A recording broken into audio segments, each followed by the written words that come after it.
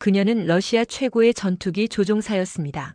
조국을 위해 하늘을 날았고 명령을 위해 손끝에 무기를 달았습니다. 하지만 어느 날 그녀는 이륙을 멈췄습니다. 그리고 낯선 땅 한국에 착륙했습니다. 세상은 그것을 망명이라 불렀지만 그녀에게 그것은 처음으로 자신을 선택한 착륙이었습니다. 이제 그녀의 날개는 더 이상 폭격을 싣지 않습니다. 이 영상은 한 러시아 조종사가 왜 전투기를 버리고 한국의 하늘 아래에 머물렀는지를 따라갑니다. 그리고 그녀가 말합니다. 나는 하늘을 탔고 한국은 나를 살렸다. 지금부터 그 놀라운 이야기를 시작합니다. 저는 하늘을 사랑했습니다. 구름 위에서 숨 쉬는 자유로움, 조종석에서 느끼는 통제력, 그리고 푸른 창공이 주는 무한한 가능성. 그것이 제가 공군에 입대한 이유였죠. 물론 아버지의 강요도 있었습니다. KGB 출신인 아버지에게 국가는 신이나 다름없었으니까요. 훈련장 상공에서 미그-35를 조종하던 그날 모든 것이 바뀌었습니다. 통신기에서 들려온 작전 사령관의 목소리가 아직도 귓가에 맴돕니다. 중령 미하일로바, 당신의 실전 배치가 결정됐소. 다음 주 우크라이나 국경으로 이동하게 될 겁니다. 심장이 멎는 듯 했습니다. 손끝이 차가워지고 시야가 흐려졌죠.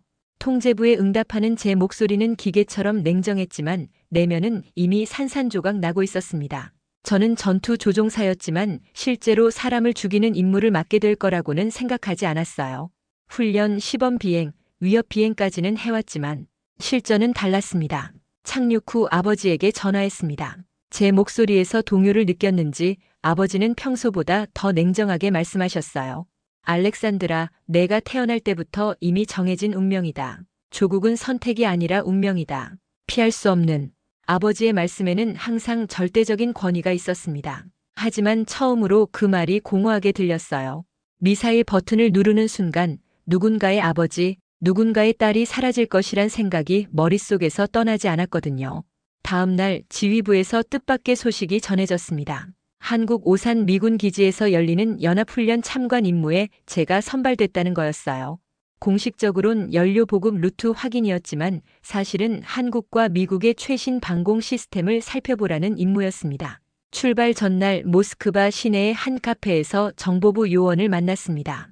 비가 내리는 창가에 앉아 커피를 마시며 그가 건넨 말이 아직도 생생해요. 중령님, 이번 임무는 단순 참관이 아닙니다. 한국의 방공 시스템, 특히 패트리어트 미사일 배치와 레이더 운용 체계를 세밀히 관찰하세요. 우리 작전의 결정적 정보가 될 겁니다. 고개를 끄덕였지만 속으로는 의문이 들었습니다. 우리 작전이라니 정확히 어떤 작전인지 말하지 않는 게 더 불안했어요. 다음 날 모스크바를 떠나 중간 기착지인 베이징에 도착했을 때 같은 비행기에 탄 미국 대령과 우연히 대화할 기회가 있었습니다. 그는 한국의 훈련 시스템에 대해 놀라운 평가를 했어요. 당신네 러시아 조종사들은 기술적으로 뛰어나지만 한국 조종사들은 그걸 뛰어넘는 무언가가 있어. 그들은 위협에 즉각 대응하면서도 민간인 피해를 최소화하는 훈련을 받았거든. 미군도 인정할 수밖에 없는 시스템이지. 호기심이 생겼습니다. 적국도 인정하는 한국의 시스템이란 게 무엇일까요? 미국 대령은 비행기 창밖을 바라보며 한마디를 더했어요. 한국은 조용한 전쟁을 이긴 나라요. 그들은 총성 없는 전쟁에서 승리했어. 경제, 문화, 기술, 그리고 지금은 인간성까지. 당시엔 그 말의 의미를 완전히 이해하지 못했습니다. 하지만 한국에 발을 디딘 순간부터 그 의미가 하나씩 분명해지기 시작했죠. 베이징에서 인천으로 향하는 비행기 안에서 창밖을 내다보며 생각했습니다. 내가 곧 밟게 될 그 땅은 어떤 곳일까? 내 인생의 전환점이 될 줄은 꿈에도 몰랐죠. 하지만 지금 돌이켜보면 그때 이미 운명의 바람은 방향을 바꾸고 있었던 겁니다. 몰아치는 폭풍 속에서 나만의 방향을 찾게 될 거라는 걸 아직은 알지 못한 채로 오산기지에 도착했을 때 첫인상은 철통 같은 보안이었습니다. 신분 확인과 보안 검색이 3번이나 이어졌어요. 하지만 놀라웠던 건 그 과정에서도 느껴지는 유연함이었죠. 러시아 기지라면 외국인에게 냉담하고 위압적인 태도로 대했을 텐데 이곳 사람들은 절차는 엄격하게 지키면서도 인간적인 태도를 잃지 않았습니다. 경비 게이트를 통과한 후 한국 공군 통역장교가 저를 맞이했습니다. 유진 대위라는 사람이었죠. 첫 대면에서 놀란 건 그녀의 눈빛이었습니다. 러시아 군인들의 경직된 눈빛과 달리 유진 대위의 눈에는 자신감과 편안함이 공존했어요. 미하일로바 중령님, 오산 기지에 오신 것을 환영합니다. 3일간의 일정 동안 제가 안내를 맡게 되었습니다. 유진 대위의 러시아어는 완벽했습니다. 러시아 문학을 전공했다고 했죠. 기지 안으로 들어서는 동안 유진 대위는 자연스럽게 대화를 이어갔습니다.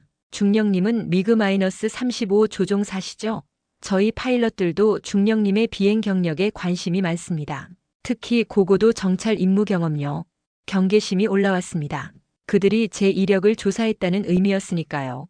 하지만 곧 그건 당연한 절차란 걸 깨달았어요. 저도 적국 기지에 온 러시아 군인이니까요. 잠시 후 브리핑룸에 도착했습니다. 한국과 미국 공군 장교들이 모여 있었어요. 브리핑이 시작되자 제 고정관념이 하나씩 깨지기 시작했습니다. 작전 브리핑의 방식부터 달랐어요. 러시아에선 상관의 지시를 그대로 수행하는 게 미덕이지만 이곳에선 모든 조종사가 질문하고 의견을 제시했습니다. 작전 시뮬레이션 중 특히 논란 장면이 있었어요. 가상 상황에서 한 조종사가 상관의 명령과 다른 판단을 내렸을 때였습니다. 러시아라면 즉각 문책 대상이 되었을 텐데 브리핑 지휘관은 그 판단을 존중했어요. 상황에 따라 현장 판단이 명령보다 우선될 수 있습니다. 그게 우리 작전 철학입니다. 브리핑 후 복도에서 유진 대위에게 물었습니다. 현장 판단을 존중한다는 게 혼란스럽지 않나요? 명령 체계가 무너질 수도 있지 않을까요? 유진 대위는 미소 지으며 대답했습니다. 미하일로바 중령님, 우리 군은 질문도 훈련합니다. 맹목적 복종보다 원칙에 따른 판단이 더 중요하다고 믿거든요. 전장의 상황은 매 순간 바뀌니까요. 그 말이 제 머릿속에 깊이 박혔습니다. 질문을 훈련한다니. 러시아 군대에선 상상조차 할 수 없는 개념이었어요. 오후에는 실제 훈련 비행을 참관했습니다. 한국 조종사들의 비행 스타일은 정교하면서도 유연했어요. 그들은 정해진 매뉴얼을 따르면서도 상황에 따라 즉흥적으로 대응했습니다. 그리고 가장 놀란 건 훈련 후 디브리핑에서 가장 낮은 계급의 부조종사까지 의견을 자유롭게 말한다는 점이었죠. 저녁 식사 시간 장교 식당에서 한국과 미국 조종사들과 함께 했습니다. 대화 중에 한 미국 장교가 물었어요. 중령님, 러시아 공군에선 명령에 의문이 들 때 어떻게 하나요? 순간 긴장했습니다. 이건 정치적 질문이었으니까요. 하지만 유진 대위가 부드럽게 개입했습니다. 문화적 차이를 존중해야죠. 모든 군대는 각자의 방식이 있으니까요. 그날 밤 생각했습니다. 하루 만에 제가 알던 군대의 개념이 흔들렸어요. 명령이 절대적이지 않을 수도 있다니. 제가 우크라이나 국경으로 가서 폭격 명령을 받는다면 그때도 현장 판단을 할 수 있을까요? 아니면 아버지가 말씀하신 대로 피할 수 없는 운명을 따라야 할까요? 베개에 머리를 묻으며 생각했습니다. 내일은 또 어떤 놀라움이 기다리고 있을지, 그리고 이 경계의 땅에서 내가 배우는 것들이 돌아갔을 때 나를 어떻게 변화시킬지, 처음으로 군인으로서의 제 정체성에 의문이 들기 시작했습니다. 그리고 그건 아주 위험한 생각이란 걸 알고 있었죠. 오산기지에서의 이틀째 아침 유진 대위가 특별 일정을 제안했습니다. 기지 밖으로 나가 서울 외곽을 둘러보는 시간이었죠. 공식적으론 한국 방위 체계 견학이었지만 실은 민간 지역도 함께 보여주겠다는 의도였습니다. 기지를 나서는 차 안에서 창밖을 바라보며 생각에 잠겼습니다. 어제 보고 느낀 것들이 계속 머릿속을 맴돌았어요. 질문을 훈련한다는 개념, 명령보다 원칙이 우선되는 문화. 러시아로 돌아가면 어떻게 이 경험을 소화해야 할지 막막했습니다. 서울로 향하는 고속도로에서 가장 먼저 눈에 띈 건 도로 위 차들의 질서였어요. 러시아 모스크바의 혼잡하고 공격적인 운전 스타일과 달랐습니다. 신호를 지키고 차선을 준수하고 양보하는 모습들이 자연스럽게 이어졌어요. 이 나라 사람들은 규칙을 잘 지키네요. 군인들뿐만 아니라 시민들도 말이죠. 유진 대위는 미소 지으며 대답했습니다. 규칙을 지키는 건 강제가 아닌 습관이 되었어요. 다들 이게 편하다는 걸 알거든요. 서로 지키면 모두가 안전하니까. 첫 목적지는 수도권 외곽의 한방공 기지였습니다. 러시아 정보부가 가장 관심 가질 만한 곳이었죠. 하지만 이상하게도 제 마음속 임무의식은 점점 희미해지고 있었어요. 대신 이 나라와 사람들에 대한 호기심이 커져갔습니다. 점심 후 유진 대위가 지하철로 이동하자고 제안했어요. 군용차가 아닌 대중교통을 이용한다니 놀라웠습니다. 러시아에선 상상도 못할 일이었죠. 게다가 군복을 입은 채로요. 지하철에 들어서자 또 다른 놀라움이 기다리고 있었습니다. 유진 대위가 제게 작은 카드 하나를 건넸어요. 교통카드입니다. 이것 하나면 버스, 지하철, 심지어 택시까지 모두 이용할 수 있어요. 카드를 받아들고 신기한 듯 만져보았습니다. 단순한 플라스틱 카드였지만 그 안에 담긴 시스템은 복잡했을 거예요. 문득 생각이 스쳤습니다. 이런 시스템이 러시아에 있었다면 모스크바 교통은 얼마나 달라졌을까요? 유진 대위는 당연하다는 듯 대답했어요. 이건 그냥 작은 편의일 뿐이에요. 국가가 시민을 신뢰하고 시민이 시스템을 신뢰하는 증거죠. 지하철에서 내려 거리를 걷다가 작은 시장 골목으로 들어섰습니다. 활기찬 시장 분위기가 저를 감쌌어요. 노점 상인들의 외침, 음식 냄새, 사람들의 웃음소리. 러시아의 시장과 비슷하면서도 달랐습니다. 더 깨끗하고 더 정돈되어 있었어요. 한 구석에서 노인 할아버지와 어린 손녀로 보이는 아이가 대화하는 모습이 눈에 들어왔습니다. 할아버지는 아이에게 뭔가를 설명하고 있었고 아이는 호기심 가득한 눈으로 할아버지의 말을 들었어요. 유진 대위가 그들의 대화를 통역해 주었습니다. 할아버지가 아이에게 이 동네 역사를 설명하고 있어요.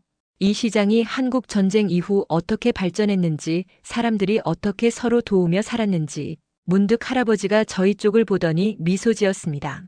그리고 유진 대위에게 뭔가를 물었어요. 유진 대위는 제게 설명했습니다. 할아버지가 외국에서 온 손님이냐고 물으시네요. 러시아에서 왔다고 했더니 전쟁 이야기하다 마침 잘 오셨다고 하세요. 할아버지가 저를 향해 한국어로 말씀하셨고 유진 대위가 통역했습니다. 우리 한국은 전쟁을 겪었지만 결국 평화를 선택했습니다. 지금도 위험 속에 살지만 서로 지켜줘요. 그게 우리 방식입니다. 그 말이 가슴에 와닿았습니다. 서로 지킨다. 러시아에선 국가가 시민을 지키는 개념이지 시민들이 서로를 지킨다는 생각은 낯설었어요. 시장을 나와 작은 카페에 들렀습니다. 창가에 앉아 차를 마시며 거리를 바라보았어요. 사람들은 각자의 일상에 바빴지만 어딘가 평온해 보였습니다. 마치 모두가 안전하다고 느끼는 것 같았어요. 유진 대위가 말했습니다. 중령님은 어떤 인상을 받으셨나요? 한국에 대해서요. 솔직히 대답했습니다. 혼란스럽습니다. 이곳은 분단 국가고 북한과의 긴장 속에 살고 있잖아요. 그런데도 사람들이 너무 평화롭게 살아가는 것 같아요.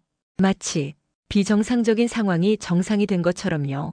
유진 대위는 고개를 끄덕였습니다. 맞아요. 우리는 전쟁의 위협 속에서 평화를 만들어냈습니다. 그게 우리의 비정상적 정상이죠. 숙소로 돌아오는 길 생각했습니다. 교통카드 하나, 시장 골목에 노인 한 명, 질서 정연한 도로 위의 차들. 하나하나가 전부 이 나라의 이야기를 들려주고 있었어요. 그리고 그 이야기는 제가 알던 것과는 달랐습니다. 국가의 힘은 무기나 군대의 규모가 아닌 시민들 사이의 신뢰와 일상 속 평화에서 나온다는 이야기였죠. 오늘 하루가 저에게 무엇을 가르치려는 건지 생각하며 잠자리에 들었습니다. 내일은 기지로 돌아가 마지막 일정을 소화한 후 러시아로 돌아갈 예정이었어요. 하지만 이상하게도 그 생각이 더 이상 반갑지 않았습니다. 마치 뭔가를 잃게 될 것 같은 불안함이 밀려왔죠. 그리고 그건 단순한 예감이 아니었습니다. 기지로 돌아온 세 번째 날 아침, 저는 갑작스러운 연락을 받았습니다. 본국에서 온 긴급 복귀 명령이었어요. NATO 국가들의 움직임에 대응하기 위해 모든 전투 조종사들이 즉각 기지로 복귀해야 한다는 내용이었습니다. 메시지를 읽는 순간 손이 떨렸습니다. 이건 단순한 복귀 명령이 아니었어요. 실전 배치가 앞당겨진다는 의미였죠. 유진 대위가 노크 소리와 함께 문을 열었습니다. 제 얼굴 표정을 보고 즉시 눈치챈 듯 했어요. 무슨 일 있으신가요? 안색이 좋지 않으세요. 메시지 내용을 말했습니다. 유진 대위는 잠시 침묵했어요. 그리고 조심스럽게 물었습니다. 그럼 오늘 일정을 앞당겨야 하겠네요. 오후 비행기를 예약해 드릴까요? 고개를 끄덕였습니다. 하지만 머릿속은 복잡했어요. 이틀 동안 보고 느낀 것들이 제 신념을 흔들고 있었습니다. 아버지의 말씀, 조국은 선택이 아니라 운명이라는 그 말이 처음으로 의심스러워졌어요.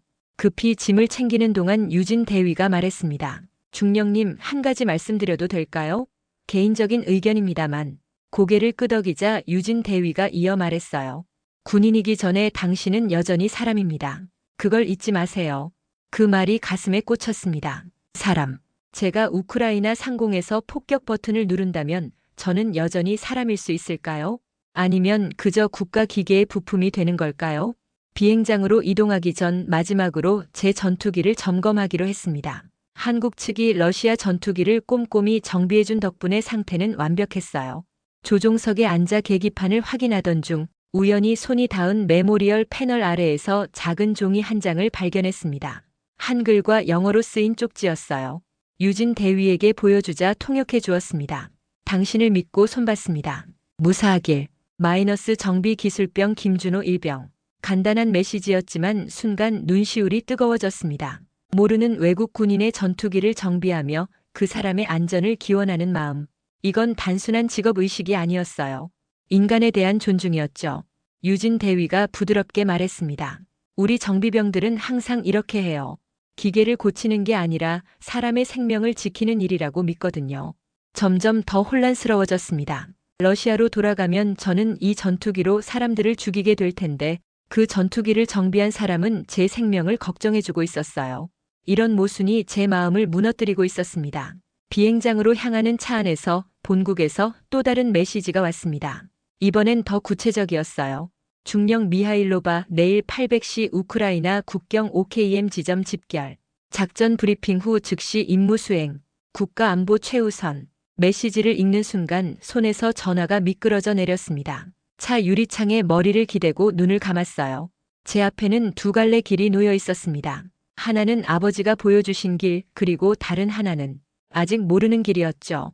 비행장에 도착해 전투기로 걸어가는 동안 유진 대위가 곁에서 말했습니다. 중령님, 안전한 귀국길 되세요. 이번 방문이 의미 있는 시간이었길 바랍니다. 활주로에 선 저는 마지막으로 한국의 하늘을 올려다보았습니다. 고향으로 돌아간다는 생각이 더 이상 기쁘지 않았어요. 갑자기 모든 것이 선명해졌습니다. 내가 러시아로 돌아간다면 무슨 일이 벌어질지, 그리고 그것이 과연 내가 원하는 삶인지. 활주로에 서서 제 전투기를 바라보았습니다. 이제껏 자랑스러웠던 그 기체가 오늘따라 낯설게 느껴졌어요. 조종석에 올라 엔진 시동을 걸었습니다. 평소와 같은 소리, 평소와 같은 진동. 하지만 모든 게 다르게 느껴졌어요. 헤드셋을 통해 관제탑의 목소리가 들려왔습니다. 러시안 이글 1, 26 준비 완료. 활주로 6 클리어. 윈드 270에 기계적으로 응답했습니다. 하지만 손가락이 제어판 위에서 떨리고 있었어요. 갑자기 모든 장면이 스쳐 지나갔습니다. 아버지의 냉철한 눈빛, 오산기지에서 만난 조종사들의 인간적인 태도, 시장 골목의 노인과 아이, 그리고 전투기에 적힌 정비병의 메시지까지. 엔진 출력을 높이자 기체가 진동했습니다. 이대로 이륙하면 내일 아침엔 전투 브리핑을 받고 오후엔 폭격 임무를 수행하게 될 거예요. 그게 제 임무였고 제 운명이었습니다. 그런데 갑자기 제어판에 비정상적인 숫자가 보였어요. 엔진 온도가 급격히 올라가고 있었습니다. 실제로는 아무 문제가 없었지만 제 눈에만 그렇게 보였어요. 아니, 제가 그렇게 보기로 한 겁니다. 관제탑, 러시안 이글 1입니다. 엔진 과열 감지. 이륙 중단 요청합니다. 헤드셋 너머로 놀란 목소리가 들려왔습니다. 곧이어 지상 관제관이 확인을 요청했고 저는 단호하게 대답했어요. 상황 확인 필요. 지상으로 돌아가겠습니다. 전투기를 천천히 회전시켜 정비구역으로 향했습니다. 심장이 미친 듯이 뛰었어요. 제가 지금 무슨 일을 하고 있는 건지 스스로도 믿기지 않았습니다. 러시아 공군 중령이 직접적인 명령을 거부하고 허위 기체 결함을 보고했으니까요. 정비구역에 도착하자 유진 대위가 다급히 달려왔습니다. 제 표정을 보고 즉시 상황을 눈치챈 듯 했어요. 무슨 일이신가요? 엔진에 문제가 있나요? 조종석에서 내려와 낮은 목소리로 말했습니다. 유진 대위 돌아갈 수 없습니다. 유진의 눈이 커졌습니다. 그리고는 신속하게 주변을 살피더니 저를 한적한 경납고로 안내했어요. 그곳에서 모든 것을 털어놓았습니다. 제가 받은 명령, 우크라이나 국경에서의 임무 그리고 제 결정까지. 유진 대위는 한동안 말없이 저를 바라보았습니다. 그리고 천천히 입을 열었어요. 중령님, 이건 군 규정 위반입니다. 제가 지금 도울 수 있는 건 없어요. 기대했던 말은 아니었습니다. 하지만 곧 유진이 계속 말을 이었어요. 하지만 사람으로서 당신의 결정을 존중합니다. 2시간 뒤 경비 교대 때 잠시 CCTV 사각지대가 생길 거예요. 그때 제 차를 이용하세요. 눈물이 왈칵 쏟아질 것 같았습니다. 이건 단순한 도움이 아니었어요. 유진 대위는 자신의 경력과 안전을 걸고 저를 돕겠다고 한 겁니다. 제 손이 떨렸습니다. 지금 이 순간 제 인생이 완전히 바뀌고 있다는 걸 알았어요. 조국을 배신한다는 죄책감, 그러나 동시에 느껴지는 이상한 해방감. 유진 대위의 손을 꼭 잡으며 말했습니다. 조국보다 나를 선택한 건 처음입니다. 아버지는 절대 용서하지 않을 거예요. 유진 대위는 조용히 대답했습니다. 가끔은 자신을 선택하는 것이 가장 어려운 용기일 때가 있어요. 중령님이 그 용기를 내셨네요. 2시간 후 계획대로 경비 교대 시간에 유진 대위의 차를 타고 기지를 빠져나왔습니다. 후방 거울로 활주로를 바라보며 생각했어요. 저기 서 있는 제 전투기, 그건 이제 제가 무덤으로 향하는 관이 될 뻔했습니다. 작게 속삭였습니다. 저건 무덤이었다. 내 영혼의 무덤. 안전가옥으로 향하는 길, 낯선 나라, 낯선 도시. 하지만 이상하게도 두렵지 않았어요. 오히려 처음으로 진정한 자유를 느끼고 있었습니다. 안전가옥에 도착해보니 이미 여러 명의 한국 관계자들이 기다리고 있었어요. 놀랍게도 그들은 제 결정에 충격을 받은 것 같지 않았습니다. 오히려 준비가 되어 있는 듯 했어요. 나중에 알게 된 사실이지만 한국은 러시아 군인들의 망명 가능성을 항상 열어두고 있었다고 합니다. 그날 밤 임시 숙소에서 처음으로 자유인이 된 기분이었어요. 두렵지만 또 설레기도 했습니다. 이제 제 선택으로 인생을 살아갈 수 있다는 사실이 믿기지 않았어요. 스마트폰을 받아 러시아 뉴스를 검색했습니다. 아직 제 망명 소식은 보도되지 않았어요. 하지만 곧 폭풍이 몰아칠 거란 걸 알았습니다. 아버지의 실망한 얼굴이 떠올랐어요. 하지만 이상하게도 더 이상 그 눈빛이 저를 지배하지 못했습니다. 저 위에서 전투기를 조종하는 건 정말 짜릿했어요. 하지만 이제 제 비행의 목적이 바뀌어야 할 때였습니다. 무기를 운반하는 날개가 아닌 자유를 나르는 날개로. 망명 신청 후 첫 한 달은 혼란스러웠습니다. 심사와 인터뷰, 그리고 끝없는 서류 작업. 제 선택이 옳았는지 수없이 의심했어요. 하지만 매일 밤 뉴스에서 전해지는 우크라이나 소식을 들을 때마다 그 의심은 사라졌습니다. 만약 돌아갔다면 저는 그 폭격의 일부가 되었을 테니까요. 망명 심사 과정에서 가장 인상적이었던 건 한국 공군 퇴역 장교와의 면담이었습니다. 그는 박대령이라는 분이었어요. 60대 중반쯤 되어 보이는 분이었는데 그의 눈빛에서 깊은 지혜가 느껴졌습니다. 미하일로바 씨, 왜 하필 한국을 선택하셨죠? 다른 국가도 많았을 텐데요. 솔직하게 대답했습니다. 처음엔 선택이 아니었습니다. 그냥 여기 있었으니까요. 하지만 이제는 확신해요. 이곳에서 제가 본 것들, 군인과 시민이 서로 존중하는 모습, 규칙과 자유가 공존하는 방식, 제가 꿈꾸던 나라의 모습이었습니다. 박 대령은 오랫동안 저를 바라보더니 놀라운 제안을 했습니다. 우리에겐 당신 같은 사람이 필요합니다. 군사 기밀을 요구하는 건 아닙니다. 하지만 당신의 경험과 지식이 우리에게 도움이 될 수 있어요. 의아했습니다. 제가 러시아 공군 정보를 제공해야 한다는 건가요? 그러나 박 대령의 다음 말은 예상 밖이었어요. 국방과학연구소 산하 민간 드론 연구소에서 함께 일하게 됩니다. 무기가 아닌 재난 구조와 환경 모니터링을 위한 드론 개발이에요. 당신의 비행 경험이 큰 자산이 될 겁니다. 처음엔 놀랐습니다. 전투기 조종사에게 민간 드론? 그것도 무기가 아닌 구조용? 하지만 곧 그 의미를 깨달았어요. 이건 단순한 제안이 아니라 제 인생의 방향을 바꿀 기회였습니다. 그날 저녁 임시 숙소 창가에 앉아 노트북을 열었습니다. 연구소에서 보내준 드론 프로젝트 자료를 살펴보았어요. 정교한 항법 시스템, 열화상 카메라, 인공지능 기반 탐색 알고리즘, 군사 기술만큼이나 발전된 시스템이었습니다. 하지만 그 목적이 전혀 달랐어요. 깊은 숨을 들이마셨습니다. 내가 몰던 전투기는 폭탄을 날랐지만 이제 개발할 드론은 생명을 구하게 될 거예요. 가슴이 벅차올랐습니다. 다음 날 연구소를 방문했습니다. 현대적인 건물 안으로 들어서자 젊은 연구원들이 활기차게 움직이고 있었어요. 그중 한 연구원이 다가와 자신을 소개했습니다. 윤서진입니다. 미하일로바 씨와 함께 일하게 되어 기쁩니다. 당신의 비행 경험이 저희 프로젝트에 큰 도움이 될 거예요. 서진의 안내로 연구실을 둘러보았습니다. 각종 드론 프로토타입과 시뮬레이션 장비가 갖춰져 있었어요. 가장 인상적이었던 건 벽에 걸린 대형 지도였습니다. 한반도와 주변 해역을 상세히 보여주는 지도였죠. 서진이 설명했습니다. 이건 재난 대응 지도입니다. 지진, 홍수, 산불 같은 재난이 발생했을 때 드론을 어떻게 배치할지 계획하는 거죠. 지도를 자세히 보니 북한 지역도 포함되어 있었습니다. 의아한 표정을 짓자 서진이 미소 지으며 설명했어요. 언젠가 통일이 되면 북쪽 동포들도 도울 준비가 필요하니까요. 재난은 국경을 가리지 않으니까요.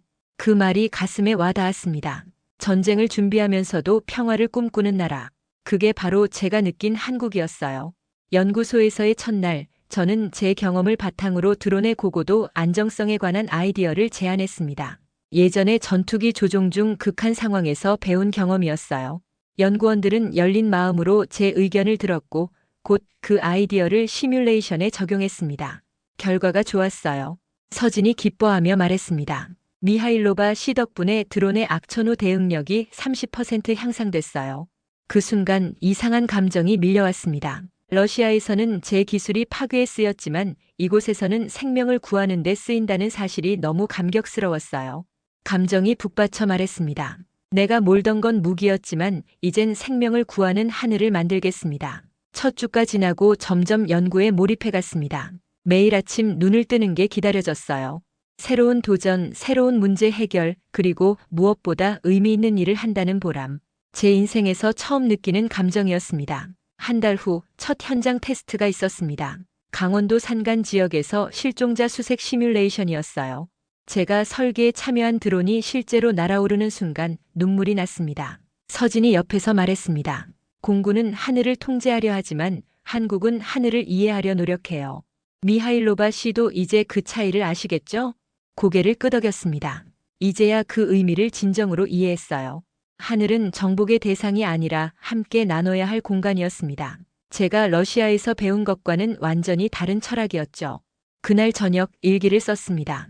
오늘 내가 설계한 드론이 처음으로 하늘을 날았다. 이전에 내가 조종했던 전투기와 다르게 이 드론은 누군가의 생명을 구하기 위해 만들어졌다. 국방과학이 무기가 아닌 평화기술로 전환된 나라에서 나도 새로운 사람으로 태어나고 있다. 창밖의 서울 야경을 바라보며 생각했습니다.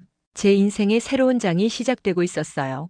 두렵지만 또 설레는 시작이었습니다. 망명 6개월째 제 이야기가 국제뉴스에 보도되었습니다. 러시아 정보부가 제 망명 사실을 공식 확인하고 한국 정부에 인도를 요청했다는 내용이었어요. 뉴스를 보는 순간 온몸이 얼어붙었습니다. 러시아로 돌아간다면 어떤 일이 벌어질지 너무나 잘 알았으니까요. 그날 저녁 외교부에서 연락이 왔습니다. 다음 날 아침 긴급 회의가 있다고 했어요. 밤새 잠을 이루지 못했습니다. 이 도시가 내 마지막 자유의 풍경이 될까? 아침 일찍 외교부 건물에 도착했습니다. 회의실에는 여러 관계자들이 모여 있었어요. 놀랍게도 유진 대위도 있었습니다. 그녀와는 망명 이후 연락이 끊겼는데 다시 보니 반가웠어요. 회의가 시작되자 외교부 국장이 상황을 설명했습니다. 러시아 측에서 공식적으로 미하일로바 씨의 송환을 요청했습니다. 군사 기밀 유출 혐의로요. 상당한 외교적 압박이 있습니다. 심장이 내려앉는 듯 했습니다. 하지만 국장의 다음 말이 제 세상을 바꿨어요. 하지만 우리 정부의 입장은 확고합니다. 미하일로바 씨는 망명 신청자로서 한국의 보호를 받을 권리가 있습니다. 인권 보호는 우리의 핵심 가치이며 이 원칙은 어떤 외교적 압박에도 양보할 수 없습니다. 눈물이 흘렀습니다. 이건 단순한 정치적 결정이 아니었어요. 한 사람의 생명과 자유를 국가적 원칙으로 지키겠다는 선언이었습니다. 회의가 끝난 후 유진 대위가 다가왔습니다. 그녀의 얼굴은 피곤해 보였지만 미소는 여전했어요. 미하일로바 중령, 아니 알렉산드라 씨, 잘 지내셨어요? 유진 대위에게 깊은 감사를 표했습니다. 그녀의 도움이 없었다면 오늘의 저는 없었을 테니까요. 유진 씨, 당신이 위험을 감수하면서까지 저를 도와준 이유가 궁금해요. 유진 대위는 대답했습니다.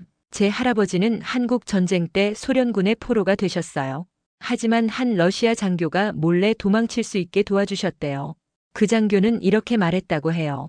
전쟁은 국가 간에 일어나지만 인간성은 개인이 지켜야 한다고요. 그 말이 제 가슴에 깊이 와닿았습니다. 국가와 개인, 의무와 양심 사이의 갈등은 시대를 초월하는 문제였어요. 차 한잔하며 더 이야기를 나누었습니다. 유진은 제가 연구소에서 하는 일에 큰 관심을 보였어요. 드론 연구가 잘 진행되고 있다니 다행이네요. 알렉산드라 씨는 어떤 느낌인가요? 러시아와 비교해서요. 솔직하게 대답했습니다. 처음엔 혼란스러웠어요. 러시아에선 명령이 절대적이었는데 여기선 의견을 물어보고 토론해요. 하지만 이제 알겠습니다. 사람을 중심에 두는 나라, 그게 제가 선택한 이유예요. 유진이 따뜻한 눈빛으로 말했습니다. 우린 이미 동맹이에요, 알렉산드라. 국가가 아닌 인간으로서요. 헤어질 때 유진은 작은 선물을 건넸습니다. 작은 상자 안에는 한국 전통 매듭이 들어있었어요. 이건 생명 매듭이라고 해요. 새로운 시작을 상징하죠. 그날 이후로 외교적 긴장은 계속되었지만 한국 정부는 입장을 바꾸지 않았습니다. 러시아 측의 압박에도 불구하고 그들은 인권 원칙을 지켰어요. 외교적 마찰을 감수하면서까지 한 개인을 보호한다는 건 제가 이전에 경험하지 못한 국가의 모습이었습니다. 몇 주 후 러시아에서 온 편지 한 통을 받았습니다. 아버지의 편지였어요. 짧고 건조했습니다. 알렉산드라, 내가 선택한 길이 옳기를 바란다. 비록 나는 이해할 수 없지만 너는 항상 내 딸이다. 눈물이 흘렀습니다. 아버지의 방식으로나마 이해하려는 노력이 느껴졌어요. 러시아에 남겨둔 가족과 친구들, 그리고 과거의 제 자신까지 모두 그리웠지만 후회는 없었습니다. 스마트폰을 꺼내 사진을 찍었습니다. 그리고 짧은 메시지와 함께 아버지에게 보냈어요. 아버지, 이곳에서 저는 날개를 접은 게 아니라 새롭게 펼쳤습니다. 사람을 지킨 나라, 그게 제 선택이었어요. 얼마 후 재난 구조용 드론 시스템이 국제 인증을 받았고 곧 해외 수출도 시작될 예정이었습니다. 놀랍고 기뻤습니다. 제가 참여한 프로젝트가 세계로 뻗어나간다니 자부심이 느껴졌어요. 하지만 한 가지 걱정이 있었습니다. 혹시 이 기술이 군사적으로 사용될 가능성은 없을까요? 서진이 고개를 저었습니다. 걱정 마세요. 모든 수출 계약에는 무기 사용 금지 조항이 포함되어 있어요. 이건 생명을 구하기 위한 기술이니까요. 그 말에 안도했습니다. 저는 이미 충분한 무기를 만들어 왔으니까요. 더 이상은 필요 없었습니다. 이후 몇 개월 동안 저는 드론 안전 컨설턴트로서 세계 각국을 방문하게 됐습니다. 일본, 필리핀, 베트남, 태국. 재난이 잦은 국가들에 우리의 기술을 전수하는 일이었죠. 매번 현지 엔지니어들과 만날 때마다 저는 강조했습니다. 이 드론은 생명을 구하기 위한 도구입니다. 무기 대신 평화를, 명령 대신 선택을, 국가 대신 인간을 선택할 수 있다는 메시지를 전하는 것이었습니다. 오늘 이야기는 여기까지입니다. 이야기가 재미있으셨다면 좋아요와 구독 부탁드립니다. 다음에는 더 감동적이고 재미있는 이야기로 찾아오겠습니다.